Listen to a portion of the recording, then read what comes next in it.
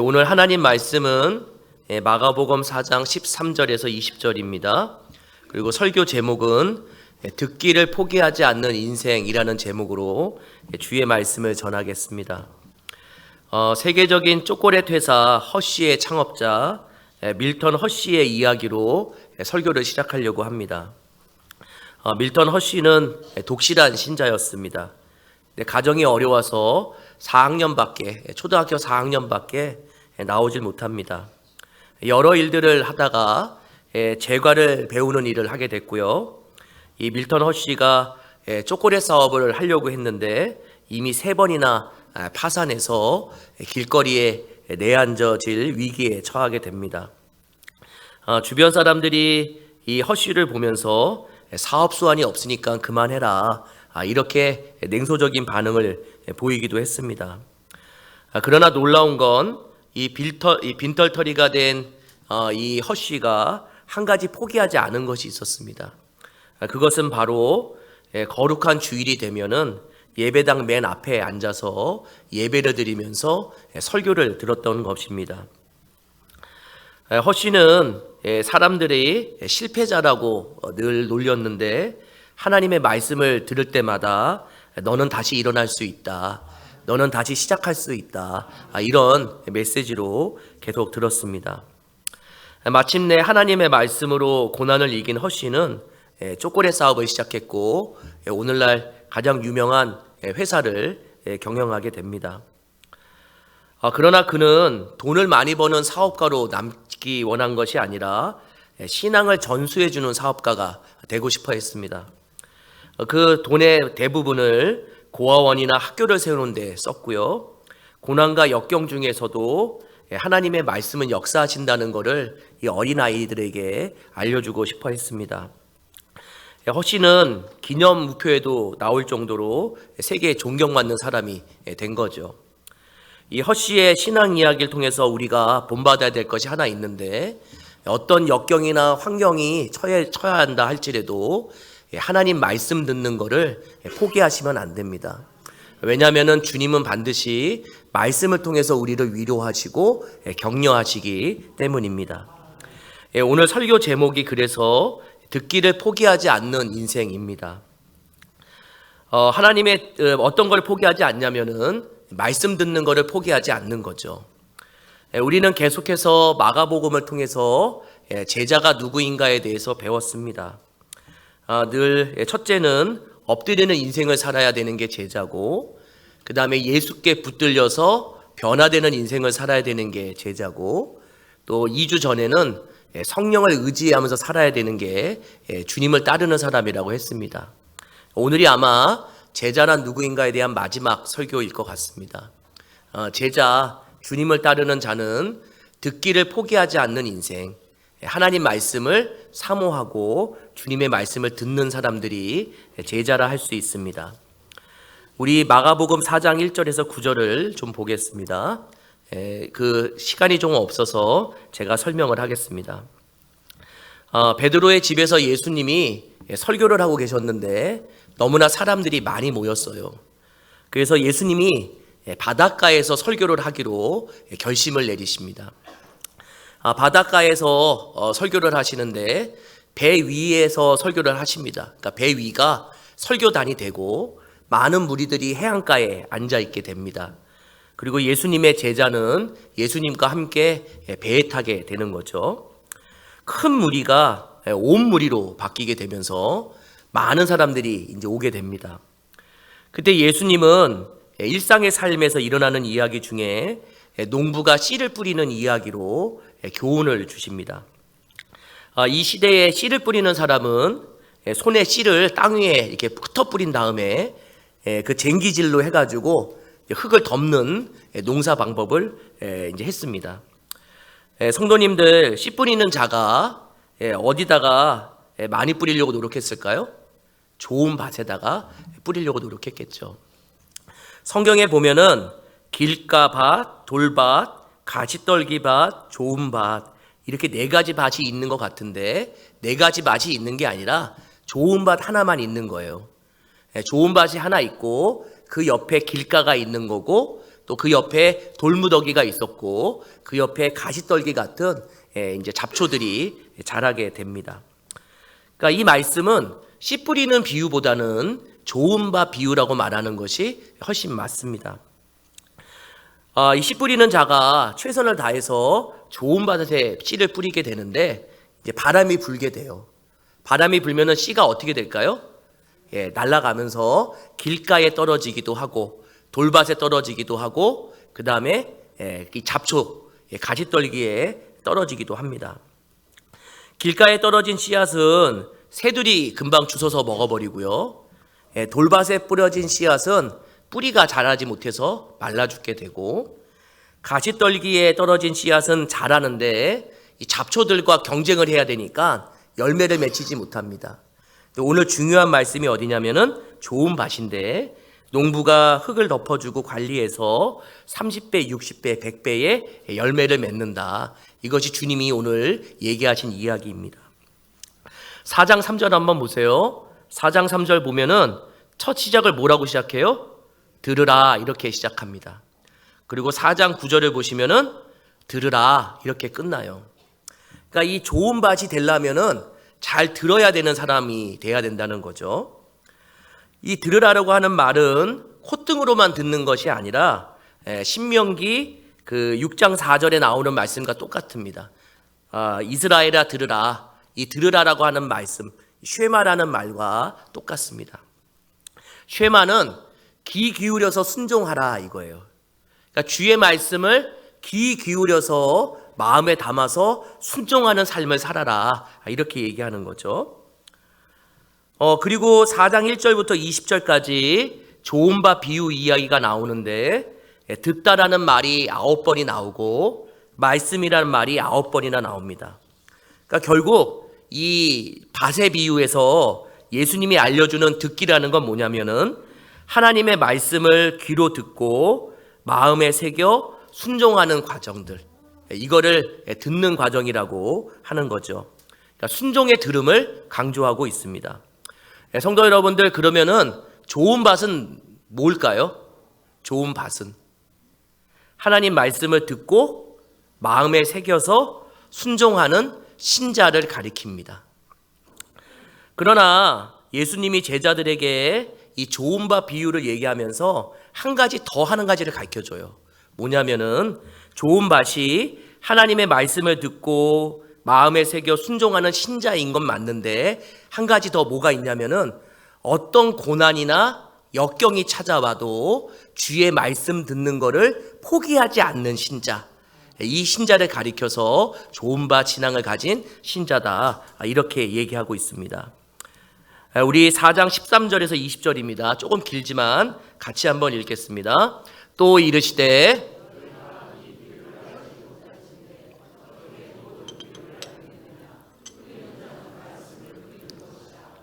말씀이 길가에 뿌려졌다는 것은 이들을 가리킴이니 곧 말씀을 들었을 때에 사탄이 즉시 와서 그들에게 뿌려진 말씀을 빼앗는 것이요. 또 이와 같이 돌밭에 뿌려졌다는 것은 이들을 가리킴이니 곧 말씀을 들을 때에 즉시 기쁨으로 받으나 그 속에 뿌리가 없어 잠깐 견디다가 말씀으로 인하여 환난이나 박해나 일어나는 때에는 곧 넘어지는 자요. 어떤 이는 가시떨기에 뿌려진 자니 이들은 말씀을 듣기는 하되 세상의 염려와 세물의 유혹과 기타 욕심이 들어와 결실하지 못하게 되는 자요. 좋은 땅에 뿌려졌다는 것은 말씀을 듣고 받아 30배나 60배나 100배의 결실을 하는 자니라. 아멘. 근데 제자들이나 무리들이 이 주님의 이 밭 비유, 좋은 밭 비유를 깨닫지 못했어요. 그래서 많은 무리는 다 가고 제자들이 예수님께 이 좋은 밭 비유가 가지고 있는 의미가 무엇이냐 이걸 물어보니까 주님이 지금 해석해 주시는 겁니다. 표를 보여주시면 제가 정리해 놨어요. 이것만 기억하시면 됩니다. 길가와 돌밭, 그 다음에 가시떨기 좋은 밭은 공통점이 있습니다. 이건 뭐냐면은 씨가 다 뿌려졌다는 공통점이 있습니다.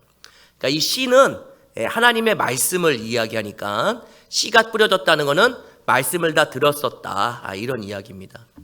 근데 다른 점이 있는데 우리 성경에는 잘 나타나지 않는데 원어 성경에 보면은 길가나 돌밭과 가시떨기는 씨앗이 하나만 떨어졌어요. 하나만. 그런데 좋은 밭에서는 어떻게 떨어져요? 씨앗이 많이 떨어져요.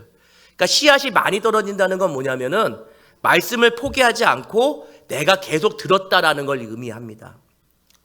길가는 잠깐 반짝했지만 사탄이 와서 가져가 버리고요. 돌밭은 말씀 드릴 때는 기뻤는데 고난이 오면은 교회 공동체에서 떠나는 거예요. 쉽게 말해서 고난이 찾아오면은 교회에 등지고 살아가는 사람을 이야기합니다. 그리고 가시떨기에 떨어진 씨앗은 잘 자라기는 하는데 머릿속에 염려와 걱정이 많아서 주님이 원하시는 열매가 맺히지 않는 걸 얘기합니다. 좋은 밭만 30배, 60배, 100배의 열매를 걷게 되죠. 이 길가신앙이라는 건 뭐냐면은 하나님의 말씀인 설교를 한 귀로 듣고 한 귀로 흘려보내는 사람을 얘기를 해요. 그러니까 하나님의 말씀을 들으면서 내가 변화되어야겠다고 하는 마음이 한 번도 없는 사람들. 이 사람들은 성경에 누구를 얘기하냐면은 바리새인들을 얘기합니다. 돌밭 신앙은 교회만 오면 너무나 즐거워요. 말씀 들으면 기쁨이 있어요. 근데 고난이 찾아오면은 교회를 끊어요. 고난이 찾아오면은 주님을 모른다고 하고 도망가 버려요. 이런 사람들은 누구와 같냐면은 베드로와 같아요. 베드로의 이름의 뜻이 뭐예요? 길가의 돌멩이. 이 길가의 돌멩이 같은 신앙들은 처음에는 기쁜데 고난이 오면은 도망가 버립니다. 가시떨기 신앙들, 이거는 뭐냐면은 교회를 꾸준히 다니는데 머릿속에 걱정 근심으로 가득 차 있어요. 돈 문제, 자녀 문제, 여러 가지 문제로 가득 차 있으면서 도저히 주의 말씀이 비집고 들어갈 틈이 없어요. 이 사람들이 성경에 누구냐면은 가룟 유다입니다. 주님을 따라갔지만 머릿속에 돈 생각으로 가득한 사람들, 이런 사람을 얘기합니다. 그렇다면 오늘 제일 중요한 좋은 밭 신앙이 있는데 이 좋은 밭 신앙은 어떤 신앙일까요? 하나님의 사랑을 너무 크게 받아서 사탄의 유혹도 없고 고난과 염려도 없고 돈 걱정 없이 살아가는 신자, 이런 사람을 좋은 밭 신자라고 얘기할까요? 그렇지 않아요. 성도님들, 제가 말씀드렸죠. 처음에 밭이 4개가 있는 게 아니라 무슨 밭밖에 없어요? 좋은 밭밖에 없던 거예요. 좋은 밭 옆에 돌밭, 길가, 가시떨기가 이렇게 있었던 거예요. 그 얘기는 뭐냐면은 좋은 밭도 마귀의 유혹을 받는 거예요. 그러니까 좋은 밭도 마귀의 유혹을 받아서 넘어져 봤을까요? 넘어지지 않았을까요? 넘어져 본 거예요. 좋은 밭 신앙을 갖고 있는 사람도 고난이 찾아오면은 주님을 버리고 싶은 마음이 생길까요? 생기지 않을까요? 생기는 거예요. 좋은 밭 신앙 가지고 있는 사람 돈 걱정 할까요? 안 할까요? 돈 걱정해요. 세상의 모든 근심과 걱정을 다 하면서 사는 사람도 좋은 밭 신앙을 갖고 있는 사람이에요. 그런데요, 이 좋은 밭 신앙은 다른 데 사람들하고 달라요. 한 가지 다른 게 있어요. 뭐냐면은 나에게 역경과 고난이 찾아오면은 교회를 등지는 게 아니라 주의 말씀을 붙들어요. 고난이 찾아오면 그 고난을 어떻게 이겨야 할까요? 주의 말씀을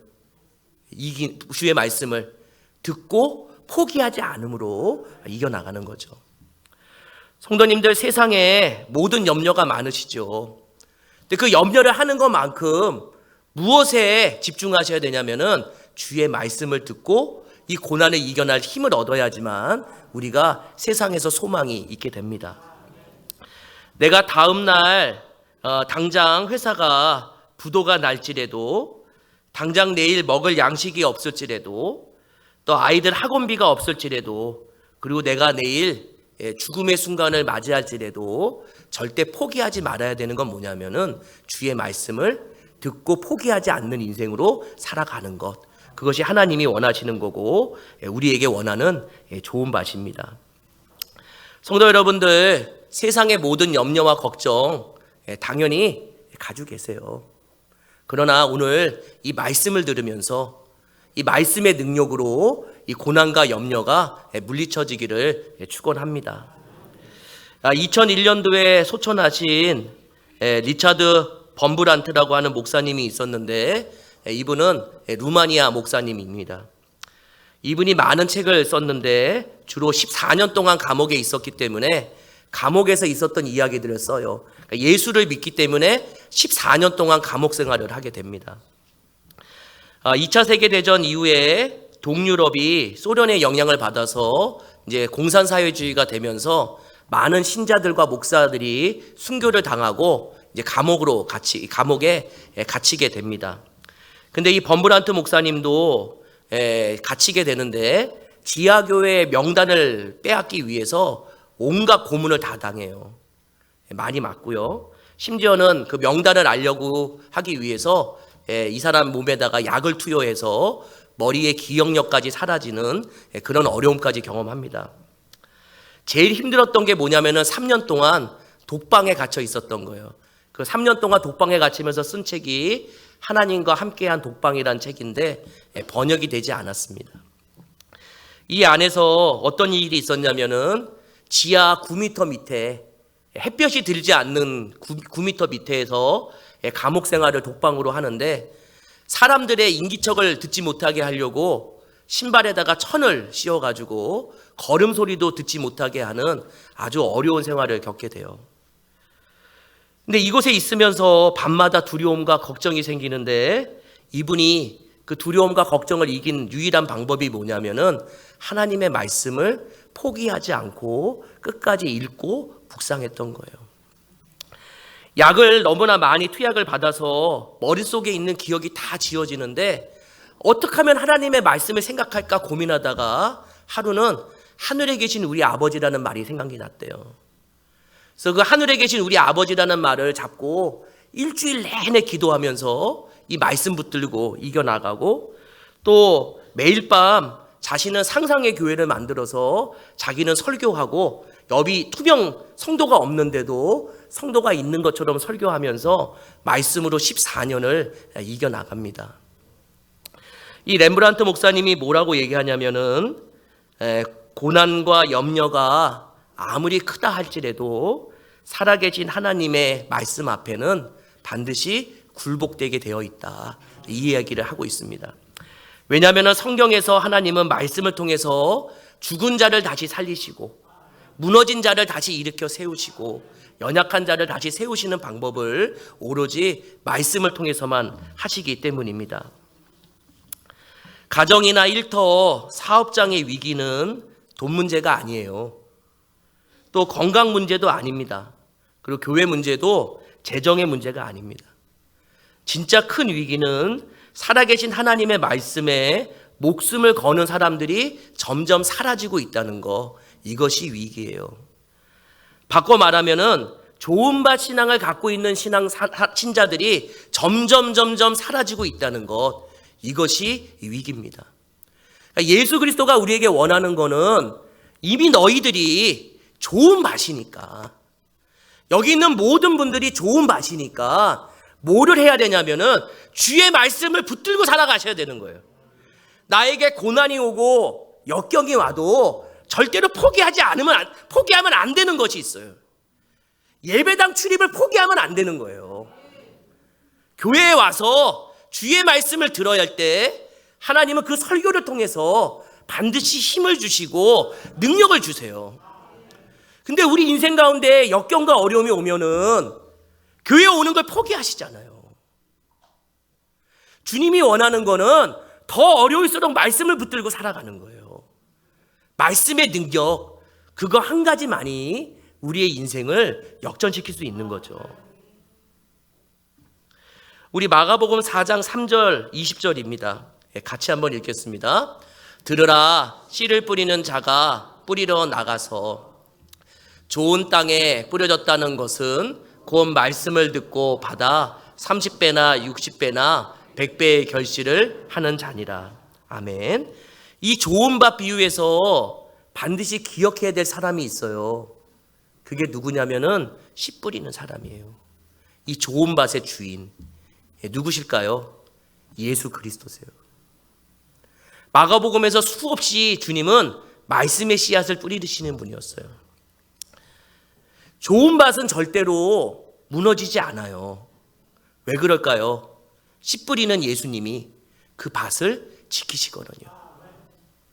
좋은 밭도 가뭄을 만나요. 좋은 밭도 홍수를 만나요. 좋은 밭도 해충이 와요. 좋은 밭도 늘 힘들어요. 그런데요, 좋은 밭이 가뭄을 만날 때 그 옆에 씨 뿌리는 예수님도 함께 계시고, 홍수를 만나는 좋은 밭 옆에 주님은 버리지 않고 그 밭에 늘 함께 계셔요. 왜냐하면 주님은 그 좋은 밭을 통해서 반드시 큰 열매를 만들어야 되기 때문입니다. 그러니까 우리가 해야 될 일은 뭐냐? 내 인생에 고난이나 역경이 왔을 때 주님 말씀 붙들고 포기하지 않는 인생을 사시면은 씨 뿌리는 예수 그리스도께서 그 좋은 밭의 주인인 예수님이 반드시 그거를 지키고 보존하셔서 반드시 역전시키는 일이 있어요. 그것이 뭐냐면은 30배, 60배, 100배의 결실이에요. 예수님 시대에 농사를 지으면은 10배를 늘리면은 농사를 정말 잘 지은 거고, 평균 7.5배 정도가 보통 얻는 수확이래요. 근데 성경에 뭐라고 얘기하고 있어요? 30배, 60배, 100배라고 얘기하고 있어요. 이 이야기는 우리가 고난 중에 있을 때, 힘든 역경 중에 삶에 살고 있을 때 귀하신 주님의 말씀을 붙들고 살아가면서 고비를 한 고개 두 고개 넘기는 순간에 살아계신 하나님이 예수를 통해서 우리에게 기적을 베푸세요. 그 기적을 베푸실 때까지 우리는 어떻게 살냐면은 주의 말씀을 듣고 포기하지 않는 겁니다. 제가 이 얘기 하나 하고 오늘 설교를 마치겠습니다. 88 올림픽 때 탁구로 금메달을 딴 사람이 있습니다. 여기 모르시는 어린 세대도 있을 텐데 양영자라고 하는 선수가 있어요. 이 사람이 금메달을 딴 다음에 전성기가 왔는데 그만 고난을 만나게 돼요. 자신이 가장 사랑했던 어머니가 이제 소천하시면서 심각한 조울증이 와서 아무도 사람을 만나고 싶어 하지 않는 그런 병에 빠지게 됩니다. 그래서 집에 방에 처박혀서 혼자 있게 돼요. 그러니까 라켓을 잡을 힘조차 없었던 거죠. 그런데요, 이 사람이 그 힘든 순간 가운데도 딱 한 가지는 포기하지 않았어요. 그게 뭐냐면은 주일이 되면은 사람들이 보기 힘든데도 불구하고 엉덩이를 예배당에 걸쳐 앉아서 주의 말씀을 듣고 가는 거를 포기하지 않았대요. 사람 만나는 게 너무 힘든데, 귀에도 말씀이 잘 들리지 않는데 주님께 말씀 듣는 거를 포기하지 않는 것이 맞다고 생각해서 그냥 엉덩이를 걸쳐 앉아 있었던 거죠. 그때 하나님이 목사를 통해서 이 구절 하나를 알려주셨대요. 시편 71편 20절입니다. 같이 읽겠습니다. 우리에게 여러 가지 심한 고난을 보이신 주께서 우리를 다시 살리시며 땅 깊은 곳에서 다시 이끌어 올리시리이다. 아멘. 어둠 속에 있던 이 양영자 이 선수가 이 말씀을 들으면서 하나님이 지금 이 순간에 나를 심한 고난에서 이제는 깊은 곳에서 끄집어내서 밝은 곳에서 나에게 역사하실 일이 있겠구나 라고 이 풀뿌리 같은 말씀 하나를 붙들고 다시 일어났대요. 그러면서 회복이 되면서 하나님 앞에 몽골 선교사로 가겠다고 헌신한 다음에 이 사람은 몽골에서 탁구를 가르치는 일을 하고 있습니다. 성도님들, 저도 연약한 목사입니다. 때로는 설교를 잘할 수도 있고 때로는 설교가 너무 은혜로울 수도 있죠. 그리고 설교에 어쩔 때는 너무나 재미있게 웃는 내용도 있을 수 있고, 어쩔 때는 이 설교 들으면서 내가 무엇을 얻을 수 있을까 고민하는 그런 설교를 할 때도 있어요. 그런데 우리가 해야 될 일이 있어요. 뭐를 해야 되냐면은 양영자 선수처럼 단 한 단어라도, 단 한 구절이라도, 실뿌리 같은 단 한 구절이라도 붙드세요. 그거를 붙들어서 내 마음에 심으세요. 그 말씀을 붙들어서 내 마음에 심었을 때 그 마음에서 싹이 나고 잎이 나고 열매를 맺히는 일이 있게 됩니다. 성도님들, 인생 힘드시죠? 그러나 말씀 이기는 거 없습니다. 살아계신 하나님의 말씀이 우리의 인생을 지키시고 보호하실 것입니다. 그리고 이 좋은 밭의 주인이신 예수 그리스도가 우리의 가정과 일터와 사업장을 반드시 지경해서 큰 열매를 맺게 하실 거라고 믿습니다.